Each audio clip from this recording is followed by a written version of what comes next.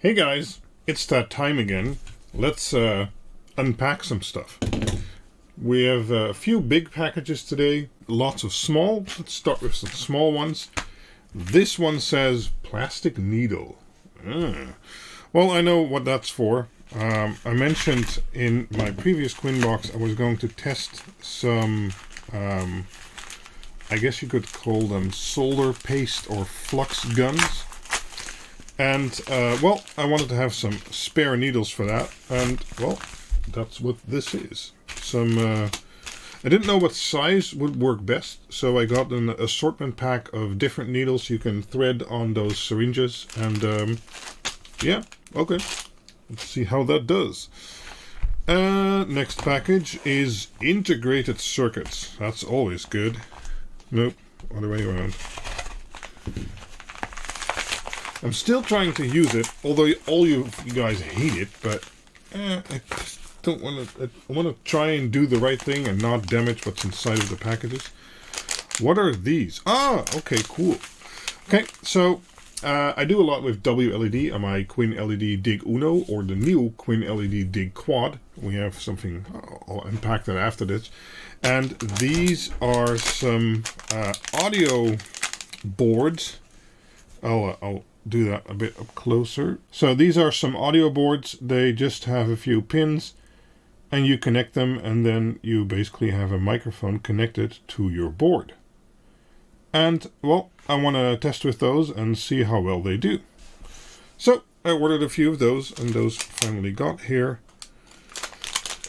Okay, nice.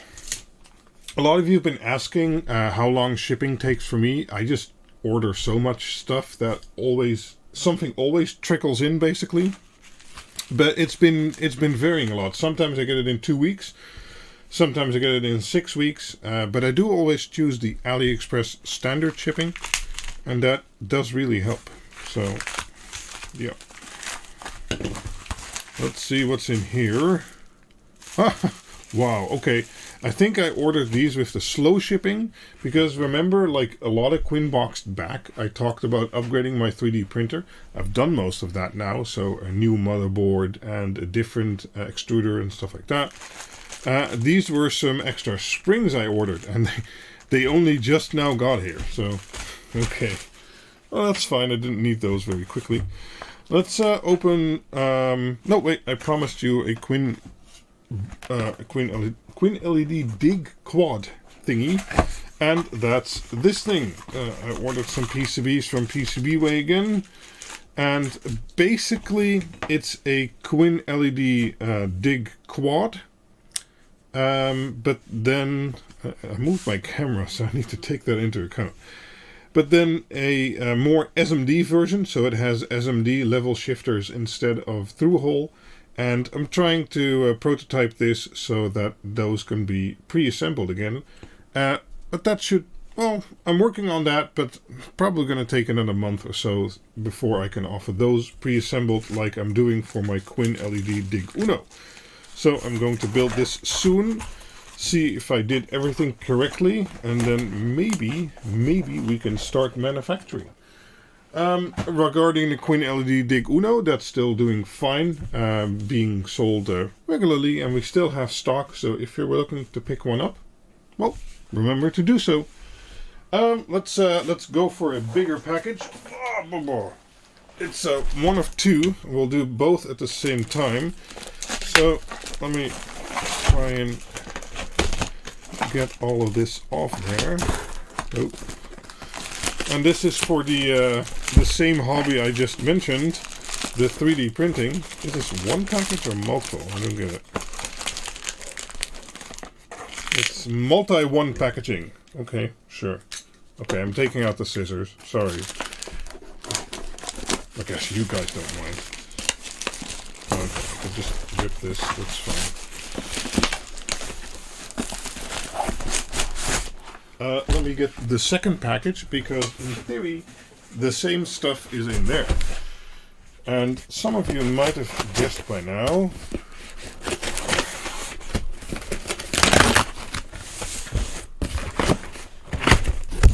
Oops, hit the mic.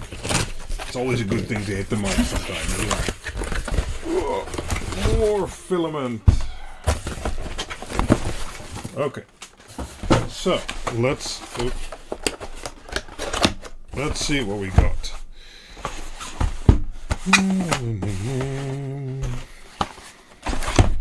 Well, the boxes are all pretty much the same. This one, wow, this one's really nondescript. I've bought some 3D printer filament because the stuff I had was getting pretty old and also running out. So let's see what I got. I can find the package opening. Yes. I wanted to get a funky color, so I got this, let me show you on this one. This camera has better color. Some, yeah, lime mint green filament. It's just normal PLA, but I think that's a really cool color to do some prints in, so, yeah. Oh, wait. I have to sit in the square when it's focusing. There we go. Okay, let's see what more I bought.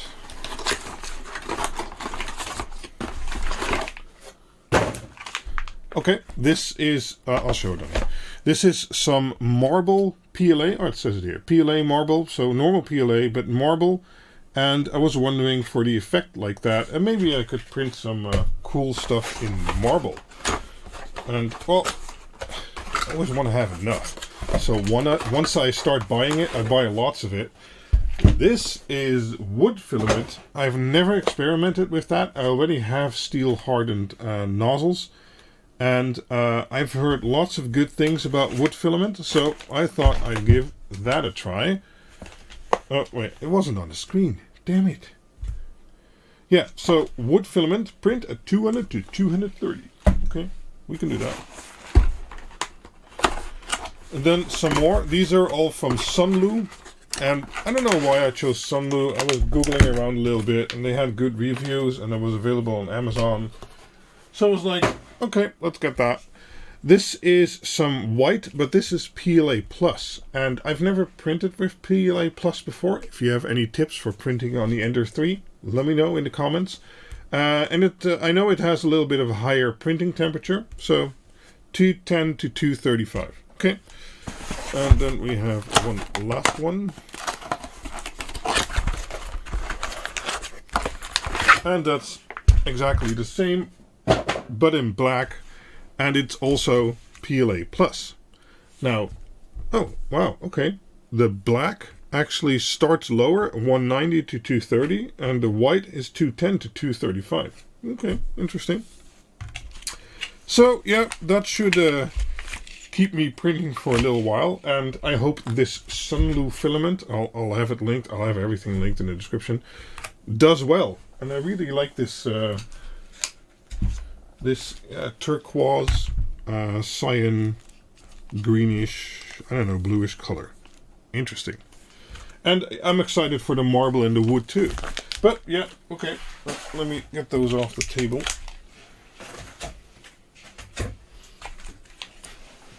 With the amount of 3D printing I do, that should last me a year or two. Okay, next package. I've been wondering what this is. I mean, I get these packages and then I can't open them nowadays. So it's really interesting what's inside of them. Packaging tape. Okay. Ah, okay. Well, as I mentioned earlier, I'm doing a little project where I'm going to test some soldering paste gun syringes and stuff like that. And this is another tool for that, to squeeze the syringe instead of those plastic plungers. It's a metal version. So, okay. And I got a little X-Acto knife with some extra knives. And, well, okay. They seemingly have no problem shipping knives from China. Okay. Let's see what this is. No, that's not going to work. There we go.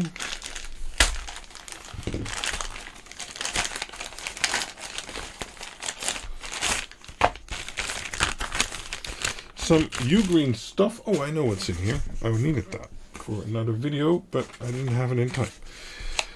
These are some USB-C to micro USB adapters. I think this one is 2.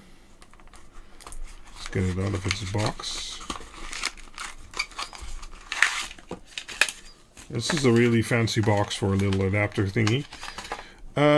Okay, so this is USB-C to normal USB 3. This is supposed to be USB-C to micro USB because I want to use that on my phone.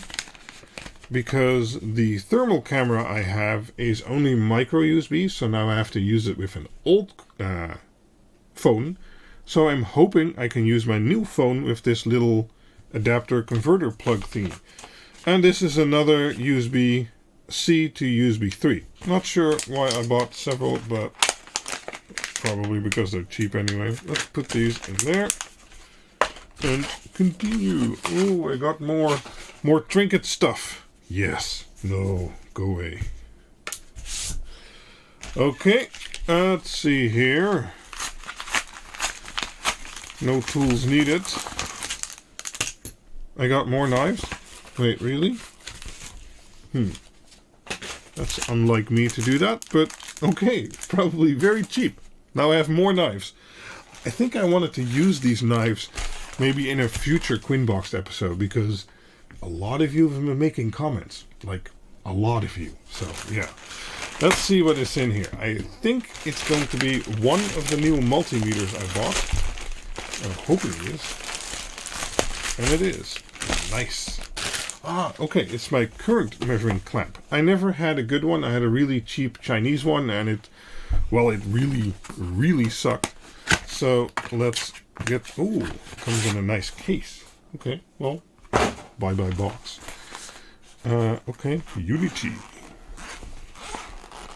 And next to AC current clamping, this should also be able to do DC current clamping. And, okay, let's take it out of there. I have no idea if there's a battery in there. Probably not. Oh, it's screwed in. Okay, well, we'll look at that another time. Let's see what you get with it. Okay, temperature probe. Some stabby points. Chinese stuff. Okay, well that can go back. Okay, cool. So next to being a current clamp, you can always use these as a normal multimeter too. But yeah, nice.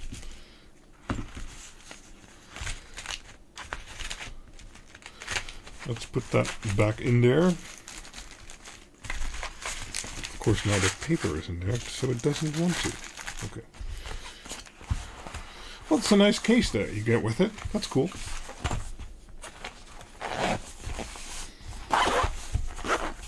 Okay.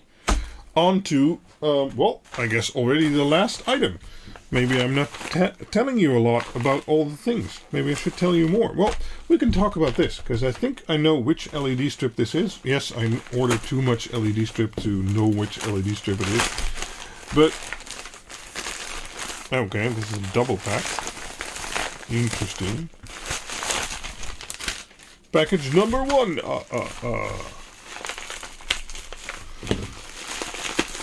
Package number 2. Okay. It's actually triple packed. Package number 3.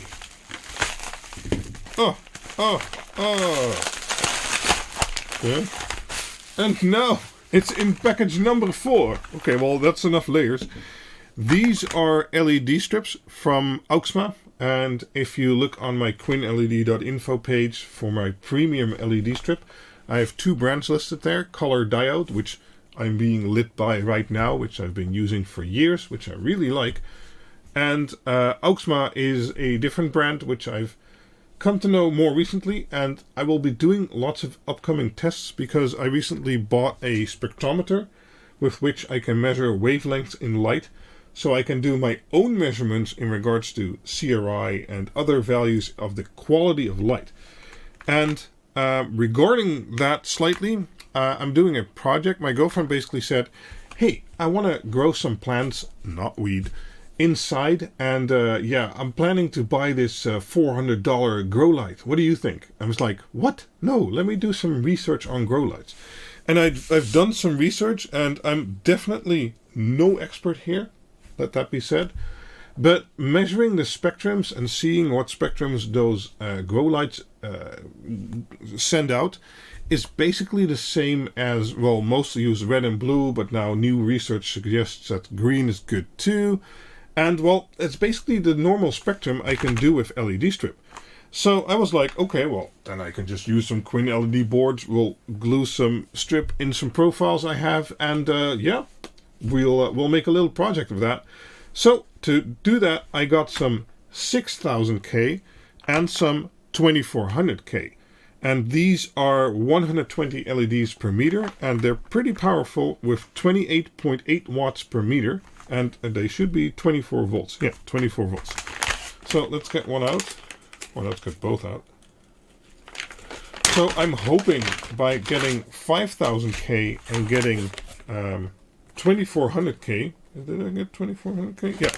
So that's very low or very red in the spectrum, and the other one is very blue. I'm hoping that will give me a very balanced and also spotlighted waveform, I guess, for the light that hits the plants, so that they will grow nicely. But, well, we're going to experiment with that. Oh wow, they make some nice leads on these LED cables. No flimsy leads here. Attention, should not be lighted for a long time on reel. It's very good that they put a sticker like that on here. Let me show you something real quick.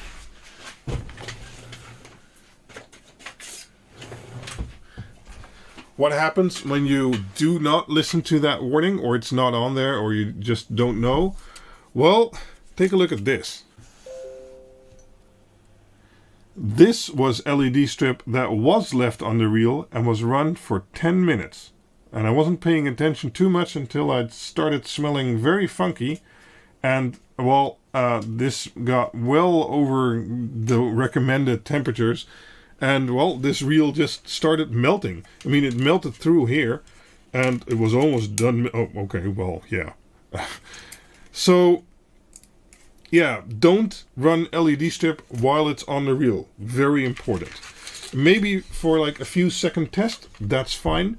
But this is 28 watts per meter, and it's 5 meter.